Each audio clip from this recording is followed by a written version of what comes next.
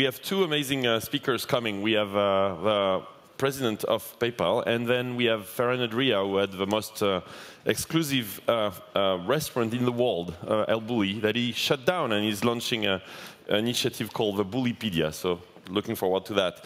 Without further ado, my next session, David Marcus, the president of PayPal, and Martin Bryant, who is the editor of NextWeb.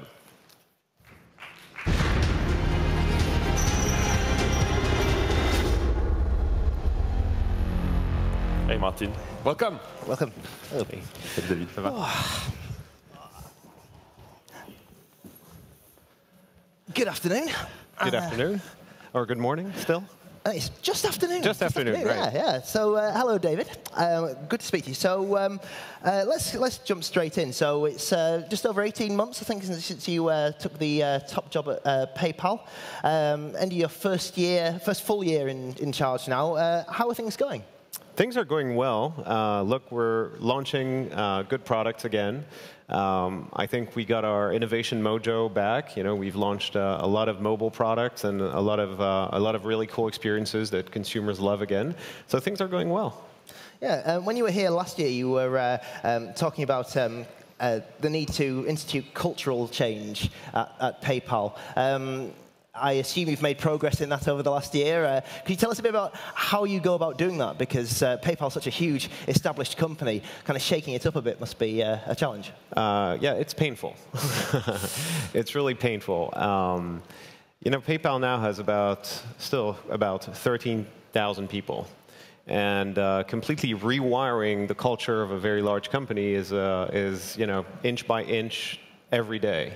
And it's a hard thing. It's the hardest thing I've ever had to do in my professional life. But we're making progress. And it's just small things, right? I mean, first, you know, who you have in the company. And then the culture about, you know, craftsmanship around products, using your own products, and you know, being passionate about what you do every day is critical.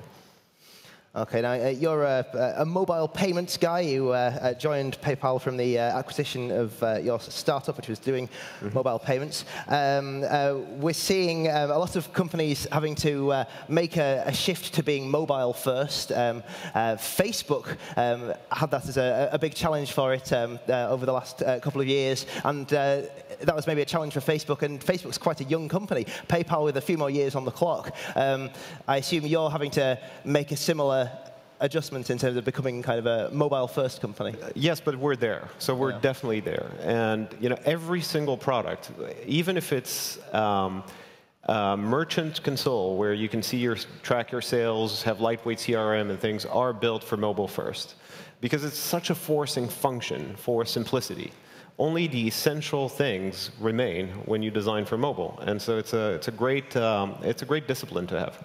And you may be there from a technology point of view. Do you think that customers think of PayPal as a mobile company? I mean, consumers. Certainly, PayPal has established itself as what you pay for things on eBay with and things like that. Have you made that leap yet? No, not yet, because I think to shift mindshare, how people think about you, you need to consistently ship great products.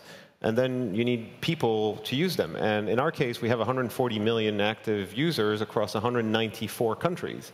And so by the time every single new product innovation reaches enough consumers so they can actually start thinking about us differently, it's a multi-year journey. But we've made a lot of progress in the last 12 months.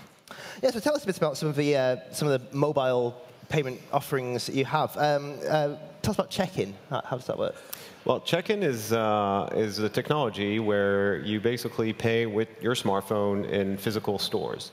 And it's more than paying, because we've integrated with over 32 POS vendors, so with the likes of Micros and NCR, but also a whole range of startups that are building the next generation point-of-sale systems. And basically, you just launch your PayPal app, and you check in, using your thumb, and your photo appears on a point-of-sale system, and you can be greeted by name and treated well, and then the payments basically become invisible. invisible. They just get away. I mean, people love shopping. They hate paying, so let's make that disappear completely. And we've taken it like a step further with Beacon that we have on our booth, and I encourage everyone to stop by and check it out, which is basically a little USB stick. And I actually have one here. It's that little thing. And basically, that can be plugged in a socket, a power socket in the wall. And you don't even have to take your phone out and do anything. It's truly like completely invisible, hands-free payments. And that's truly amazing, because we worked really, really hard in trying to find what would be better than paying with a card. Because nobody wakes up in the morning saying, you know, damn, I wish somebody invented something better. I just hate using my card, right? Nobody does that. And because it's pretty good, it does what it's supposed to do. And we've managed to improve that. We've managed to build something that requires you to do nothing. And that's going to be hard to improve on. Yeah, it's quite interesting you say that, because obviously Uber, Travis was just on stage, and Uber is one of those experiences where you get out of the car and you've paid. Yeah. And, like, it's an invisible payment. And so do you think this is the way things are going in terms of invisible payments? And are consumers ready for that? Because I think people like to know when they've paid for something, and there may be a worry that they're paying for things without realizing it. Well, I think, you know, and I'm glad you mentioned Uber, because we just announced a partnership with Uber 2 weeks ago. And, you know, both on the credit card processing side that goes through Braintree that we've acquired earlier this year, and then PayPal has this new mobile SDK that we launched a couple of weeks ago, which allows one-touch payments across all kinds of apps. And so there, you know, again, it's all about making the payments go away. It's like, you know, when you think about it, every day of your life, the time you spend waiting in line to pay, the time you spend, you know, waiting for a waiter to come to you at a restaurant to accept payments, the time you spend going to an ATM to get cash to pay, all of that unproductive time of your life, what we want is just take that and give it back to you. Because there are better things in life than just waiting to pay. And, you know, Uber is a great example of that experience where you get what you want, and it gets out of the way. And to your question about, you know, charges that, you know, you don't want, you know, now when you go into an Uber and you have the PayPal app installed as well, so you have both apps on your phone, at the end of your ride, you get a PayPal push notification that tells you how much you've paid. And then you have control over all of your payments inside of the PayPal app. You can see all of the transactions and manage them from there. So I think it's fine. I think there's a trust relationship with certain types of services and merchants that get established, and look, it doesn't seem like Uber has any growth issues. Yeah, so you mentioned the Braintree acquisition there. We're a few months on from that now. So what was the thinking there, and how is Braintree becoming part of PayPal? Well, we have two convictions. The first one is that the world of money is going to be reinvented. So there's a reinvention of money, and money is going to be mobile. And we want it to be PayPal on mobile.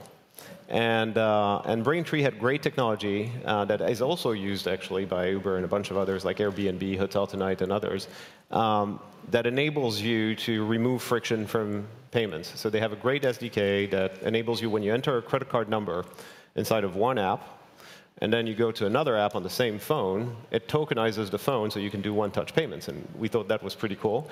And then the second belief we have is that we can't win if we're not the payments OS of the world. Any app, any company, anyone who's building anything that is remotely connected to payments should build it on top of PayPal. We should be dial tone for payments. And Braintree had great developer stack, great developer cred, fantastic team. And so we were super excited, and we're excited to welcome the team, and we're going to build amazing experiences together in 14.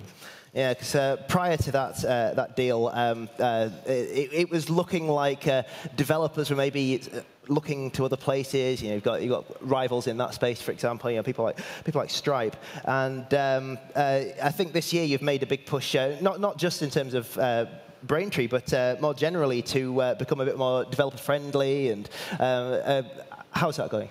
It's going really well, and honestly, we had a lot of catching up to do. And you know, for a long time, we just fell asleep at the wheel with developers.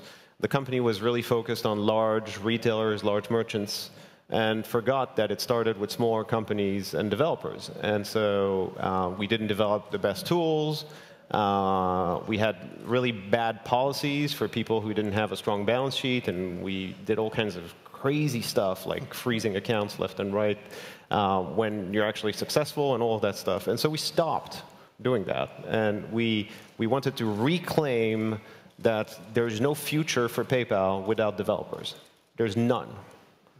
And so we worked really hard in revamping our tools, revamping all of our risk policies, launching Blueprint, which is our new incentive for startups. If you're building your startup and payments is involved, you can get all the way up to $50,000 of payment fees waived. So that's, for a small startup, it's meaningful. And then Braintree. And so, we put $800 million in acquiring Braintree. That's mainly focused on developers. So, you can see it's important to us. And are developers taking you up on that? They are, really. And it not only is it really a complete solution now for app developers and others, because they can not only get the benefit of the best possible experience for credit card processing, and also the best possible experience to enable payments for the 140 million PayPal users around the world who might not want to use cards. So if you go to Germany, for instance, a lot of people are paying with bank accounts, and they can do that through PayPal inside of mobile apps, which you can't do with just credit card processing. Lots of countries have all kinds of other issues, but PayPal is a network. It's just not a tender type. I can send money to a friend in Brazil with my US dollar-denominated PayPal account from my mobile. I can send him Brazilian reais right now, and in 1 second, it'll get to Sao Paulo, and he would get it in reais. I have no notion of how the exchange rate is. We're a global network that makes moving money around really seamless. And now you can use that money that you got to do all kinds of stuff, like buy coffee, buy stuff online, get a ride with Uber, do all kinds of things. And that's how the network basically expands, and you can do more and more things. Yeah. Kind of touched on regulatory issues there, and that was a theme that Travis was talking about just before as well, and some of the crazy laws that he has to contend with. Crowdfunding, if you're looking to the payment space, crowdfunding is one area where it's facing limits to its growth because of maybe outdated legislation or people who maybe don't believe it's a legitimate way of raising funding. What's your thoughts on that whole space? I think that it's just a great way for great builders and innovators to get funded. I mean, great things came out of, whether it's Kickstarter or Indiegogo, great products came out of that wouldn't have existed today, and the world would be a worse place without these great products from these great builders. So I think it's a great thing, but I think there's, of course, risk associated with it, right? And, as Bill Reddy, who's the CEO of Braintree, often says, it's like someday somebody is going to come up with the idea that he's going to build a time machine. And people are going to fund this thing because they want a time machine, but obviously it's not going to happen.